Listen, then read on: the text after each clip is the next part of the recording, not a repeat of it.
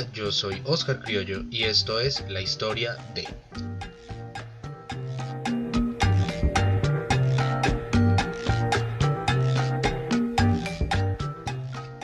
En el episodio anterior hablamos de Uruguay 1930, el primero de todos los mundiales, en el cual la selección uruguaya salió campeona de este mundial y la selección argentina quedó subcampeona.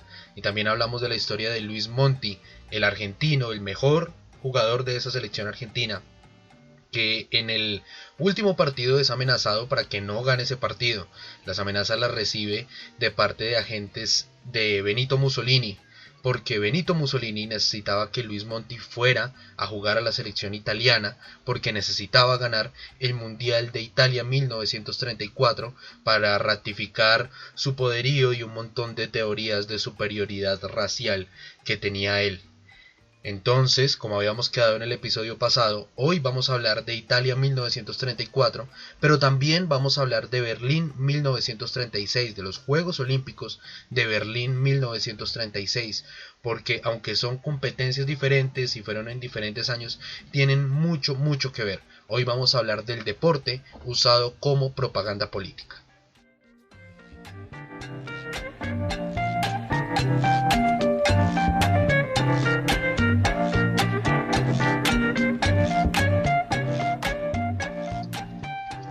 Aunque una competición deportiva de cualquier tipo no tenga por qué estar relacionada directamente con política, las personas, las instituciones y los clubes acostumbran a estarlo. Por lo tanto, lo más normal es que el deporte se tiña de política.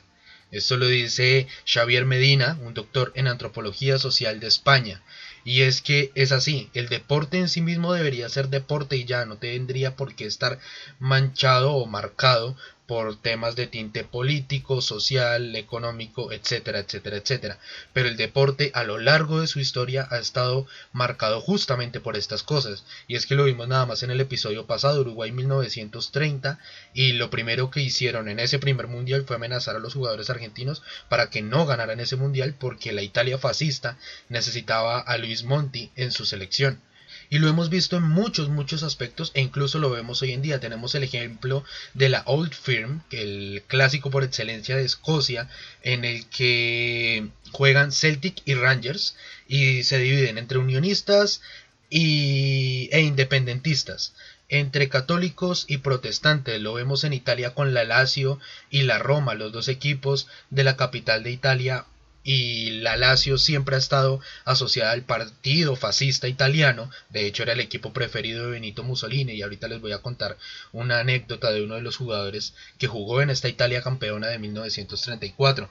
Y la Lazio siempre saca pancartas alusivas a su ideología y le dice a la Roma que es un equipo de negros y judíos y un montón de cosas absurdas que nada tienen que ver. Hemos visto como en Barcelona, el Fútbol Club Barcelona ha estado muy asociado a todo este tema independentista. Gerard Piqué, uno de sus jugadores, es supremamente independentista. Pep Guardiola también supremamente independentista y han hablado al respecto. Lo podemos ver en el País Vasco, como el Athletic de Bilbao solo contrata jugadores exclusivamente vascos, y eso tiene que ver mucho con un tema político. Y así hemos visto cómo el deporte se ha usado para un tema político increíble, y lo vemos en este Mundial de Italia 34 y lo vamos a ver en los Juegos Olímpicos de Berlín 1936, porque el deporte es supremamente necesario para todos estos gobiernos autoritarios, pero también para los que se hacen pasar por democráticos. Acá en Colombia tuvimos el ejemplo perfecto. La Liga de Fútbol Profesional de 1948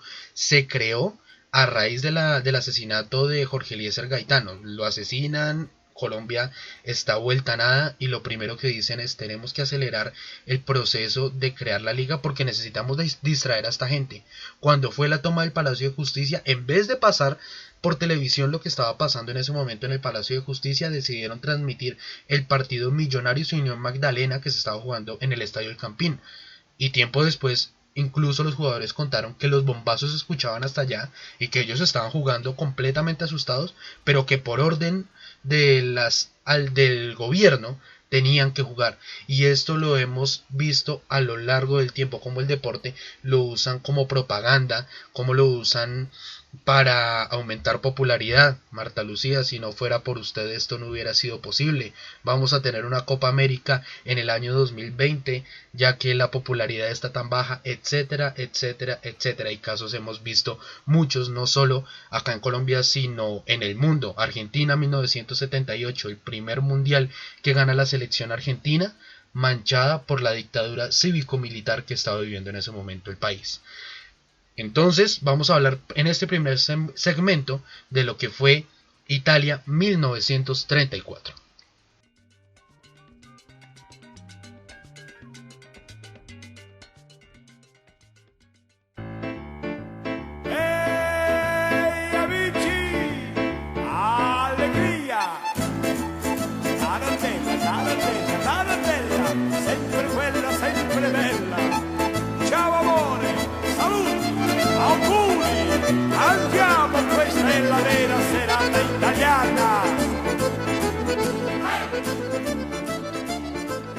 En la década del 30 en Europa se empiezan a levantar una serie de movimientos totalitarios, autoritarios, dictatoriales, y de pronto los más conocidos son la Italia fascista, la Alemania nazi y la España franquista. De hecho, la historia del inicio de la guerra civil está un poco conectada a lo que fueron los Olímpicos de Berlín de 1936, pero eso ya lo veremos en el siguiente segmento.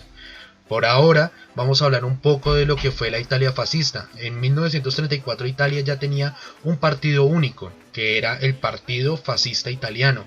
Era una Italia que tenía un líder, que era Benito Mussolini, y era un hombre que sabía que debía usar la propaganda y sabía que debía usar los medios de comunicación, sabía que tenía que tener todo lo que fuera posible para tener más adeptos en un gobierno que era totalmente represivo, violento, era racista, era todo lo que mostraba un gobierno totalitario en la época y también lo que sería hoy en día, porque es que el fascismo es un movimiento que no buscaba una lucha de clases, sino buscaba una lucha de nación.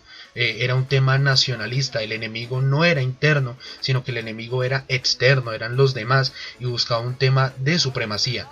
Y claro, Benito Mussolini sabía que una de las formas de mostrar esa supuesta supremacía era ganando el Mundial de 1934, porque él mismo lo decía, este era un tema de vida o muerte, o sea, era ganar o ganar, no había espacio para las equivocaciones. De hecho, en 1929, cuando ya saben que van a organizar el Mundial de 1934, él habla con el general Bacciaro, que era el presidente del Comité Olímpico Italiano, y con Vittorio Pozzo, que fue el técnico de Italia en 1934 y en el Mundial de 1938. Ambos mundiales los gana Italia, y les dice básicamente que es la copa o la muerte, que él no sabe cómo, pero tienen que ganar esa copa, y a la final lo logran. De hecho, Italia y Vittorio Pozzo es el primer entrenador y hasta el momento el único que ha ganado 2 mundiales y lo ha hecho de manera consecutiva. 2 mundiales siendo director técnico. Entonces, esto fue una hazaña más allá de lo hecho deportivamente, porque salvaron sus vidas. Básicamente tenían 2 opciones. Una era que si perdían era la cárcel e incluso el fusilamiento, y la otra, en palabras del mismo Luis Monti, el argentino que había jugado para la selección argentina y que ahora estaba para la selección italiana, decía: ese día nos anunciaron que por decisión del Duce podíamos pedir lo que se nos ocurriera si ganábamos esa final: dinero, mujeres, casas, autos, el placer que se nos antojara. Éramos los seres humanos más privilegiados de Italia. Y también dice, después iría a cambiar, y acaba una historia de uno de los otros jugadores extranjeros que jugaron en esa Italia de 1934.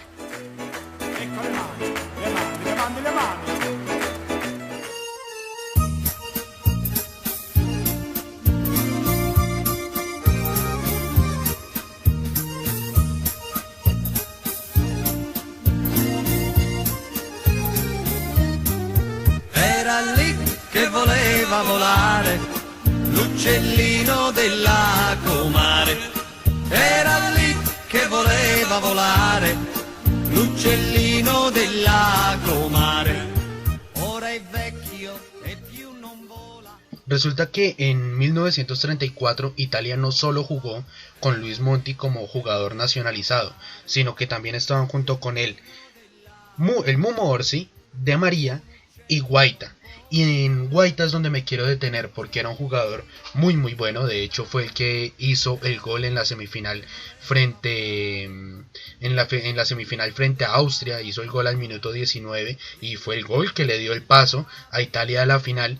Y según cuenta el mismo Luis Monti, después de que les habían prometido todo eso y después de que habían ganado la Copa del Mundo, empezaron a perseguir a los jugadores de la Roma, a los mejores jugadores de la Roma, y Guaita era uno de los jugadores de la Roma, y los perseguían justamente porque Benito Mussolini era hincha de la Lazio, el eterno rival de la Roma, y no quería que la Roma tuviera tanto protagonismo, y lo que hizo fue coger a los jugadores de la Roma, a los mejores jugadores de la Roma, y enviarlos al ejército.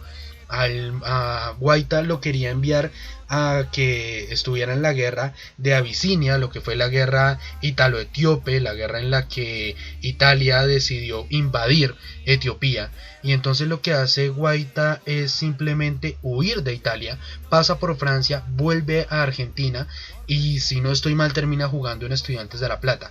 El caso, y como lo cuenta Luis Monti, es que ellos no se esperaban que después de haber jugado para Italia y después de haberles dado la gloria, tuvieran que terminar siendo perseguidos algunos jugadores, como fue el caso de Guaita. Y esto habla mucho de lo que era la represión de esta Italia fascista, en la que usaban el deporte como propaganda, porque era simplemente para eso. El estadio de Roma pasó a llamarse el estadio del Partido Nacional Fascista, es decir, todo lo que fuera deporte tenía que estar asociado con el partido fascista, porque esto lo que hacía era darles renombre y darles más importancia. De hecho, el hecho de ganar el Mundial de 1934 y de 1938 despertaba un espíritu nacionalista, porque los deportes, cuando se juegan así en conjunto, por países, tienden a despertar ese sentimiento de que este país es el mejor, de que entonces nosotros somos superiores a los demás países,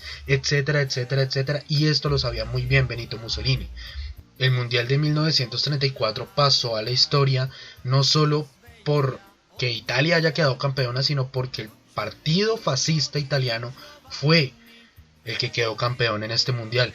Fue un mundial que de todas formas fue muy visto. Aproximadamente 23 mil personas iban a los estadios a cada uno de los partidos, pero dejó muchas marcas, como por ejemplo el partido de cuartos de final entre Italia y España, en el que en el primer partido que se jugó quedaron en un empate de 1-1 y tuvieron que jugar un partido de desempate, y para el partido de desempate el árbitro era el señor René Merced de Suiza, y Bacciaro, el presidente del comité olímpico italiano, le dijo: señor Merced, Italia cuenta con usted.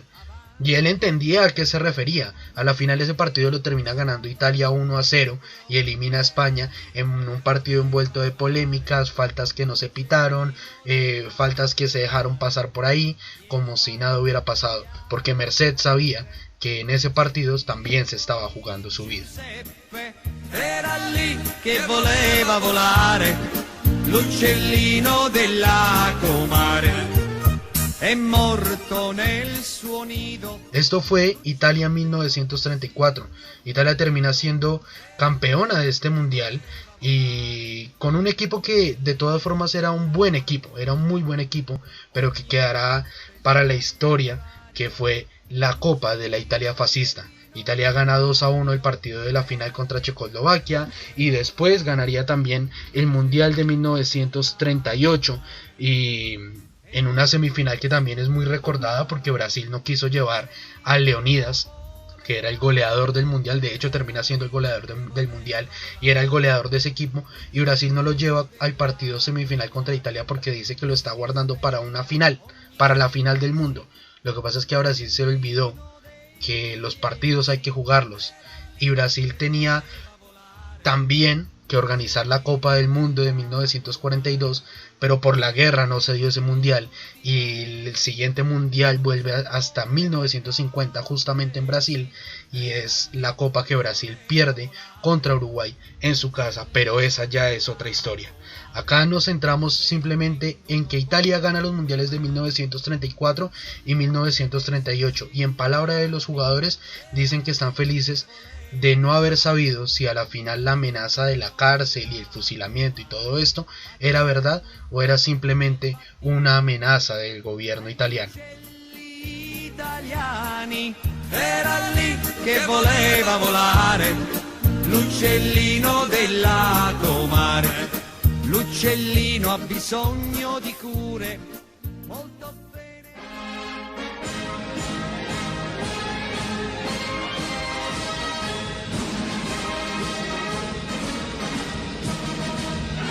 Auf der Heide blüht ein kleines Blümelein und das heißt Erika. Heiß von 100.000 kleinen Bienelein. Berlín 1936. Ya estaba la Alemania nazi en el poder. El régimen nazi ya gobernaba Alemania. Ya había pasado la noche de los cuchillos largos, que fue entre el 30 de junio y el 2 de julio de 1934, cuando el régimen nazi decidió llevar a cabo una serie de asesinatos políticos. Todo esto en cabeza de Adolf Hitler, el líder del partido nazi. Y ya estaban firmes las políticas de discriminación, ya estaba firme la política de superioridad racial y un montón de cosas absurdas que hablaban estos partidos y estos regímenes totalitarios que existieron en Europa hacia esta época. De hecho, el nazismo toma mucho del fascismo para su ideología. Y estos Juegos Olímpicos de 1936, la idea era que sirvieran para demostrar la veracidad de la supuesta veracidad de esa teoría de la superioridad de la raza aria. Y la idea era que Alemania demostrara que era superior a los demás países del mundo. De hecho, en parte lo terminan logrando, porque Alemania sale victoriosa de estos Juegos Olímpicos y es la que más medallas tiene, con 89, 33 de oro, 26 de plata y 30 de bronce, dejando a Estados Unidos de segunda con 56 en total, 24 de oro, 20 de plata y 12 de bronce. Pero estos Juegos Olímpicos también estuvieron marcados mucho por todo el tema político que lo rodeó. De hecho, antes de empezar los Juegos Olímpicos hubo varias propuestas de boicot. Las propuestas vinieron de Estados Unidos, de Reino Unido, de Francia, de Suecia, de Checoslovaquia, de Holanda y de España. Y de hecho, el único país que termina no participando en estos Juegos Olímpicos es justamente España, que decidió organizar unas llamadas Olimpiadas Populares que se iban a celebrar en Barcelona, que entre otras cosas Barcelona era la otra sede que estaba opcionada para organizar estos Juegos Olímpicos, y se decidieron organizar las Olimpiadas Populares, que a la final no se terminan jugando porque unos días antes de empezar estas Olimpiadas estalla la Guerra Civil Española, que terminaría llevando a Francisco Franco al poder un tiempo después.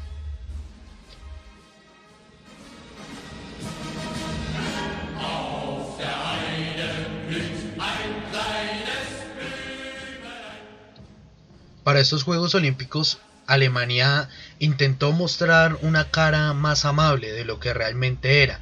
De hecho, meses previos, desde hacía meses previos empezaron a cambiar algunas cosas y días antes de la inauguración de los Juegos Olímpicos, entonces lo que hicieron fue quitar de muchos locales y de muchos sitios en los que tenían letreros que decían los judíos no son deseados, prohibidos los perros y los judíos, y un montón de políticas absurdas que tenía esta Alemania nazi fueron quitadas para que la gente sintiera que en realidad en Alemania no había represión, sino que era un país totalmente normal, igual que los otros.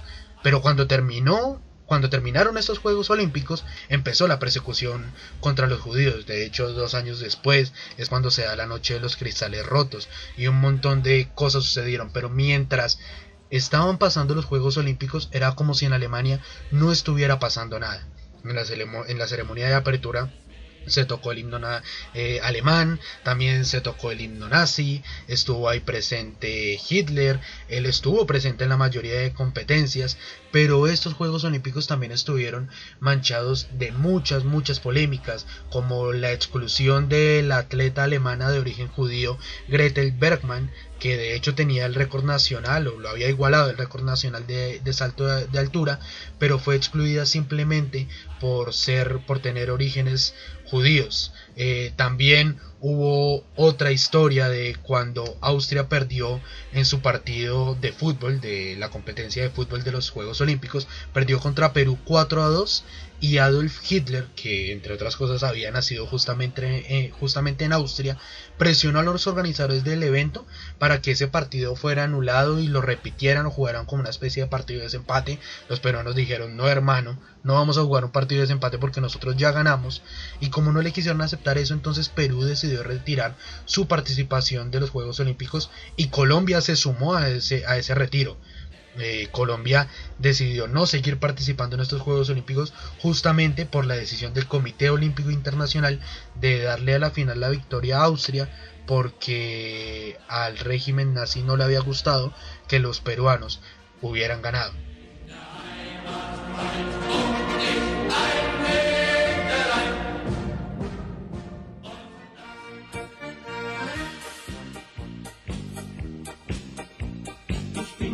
Seit Tagen verliebt in Rosamunde. Ich denke jede Stunde, sie muss es erfahren. Seh ich ihre Lippen mit ihrem frohen Lachen, möchte ich alles machen, sie mal zu küssen. Estos Juegos Olímpicos estuvieron manchados de muchas cosas. También estuvo el caso de Jesse Owens, que fue el ganador de los 100 metros planos, los 200 metros planos, el salto largo, los saltos relevados. Gana, claramente no hace el saludo nazi. Y hay dos historias. Una que dice que Adolf Hitler no quiso ir a saludarlo por haber ganado, y otra que es la de Jesse Owens, en la que dice que de hecho Hitler no saludó a ninguno de los atletas que ganaron, apenas felicitó personalmente a los dos primeros y después simplemente les enviaba cartas de felicitación, y Owens cuenta que a ese le llegó carta de felicitación, pero que en cambio Roosevelt, el presidente de los Estados Unidos, ni lo invitó a las celebraciones de la Casa Blanca, ni le enviaron felicitaciones por escrito, ni le dieron absolutamente ningún reconocimiento por lo que hizo en estos Juegos Olímpicos de 1936.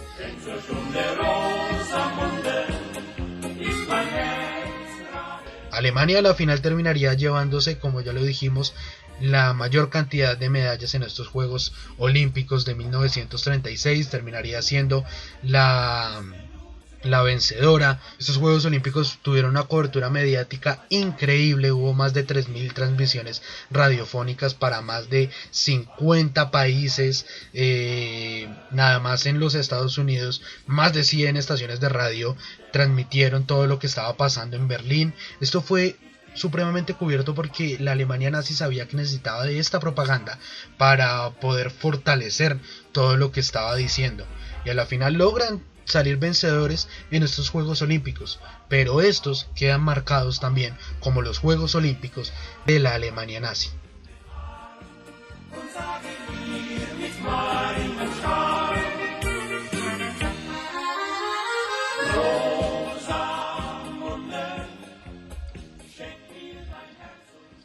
Entonces, como podemos ver, la política y el deporte siempre han estado mezclados. Es una cosa increíble. Los políticos han usado el deporte para hacer de las suyas durante toda la historia de la humanidad, y lo hemos visto en muchas situaciones.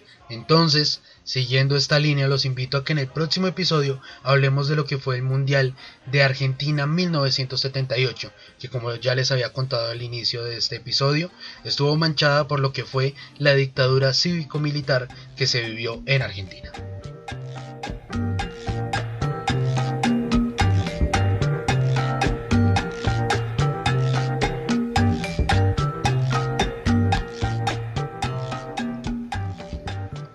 Muchas gracias a todos los que le dieron play a este episodio y a todos los que se toman el tiempo de escuchar este podcast. Si les gustó, por favor compártanlo con sus amigos, con sus familiares, con sus conocidos, para que esto pueda seguir creciendo y se puedan hacer muchos más episodios durante mucho más tiempo. Yo soy Oscar Criollo y esto fue La Historia de...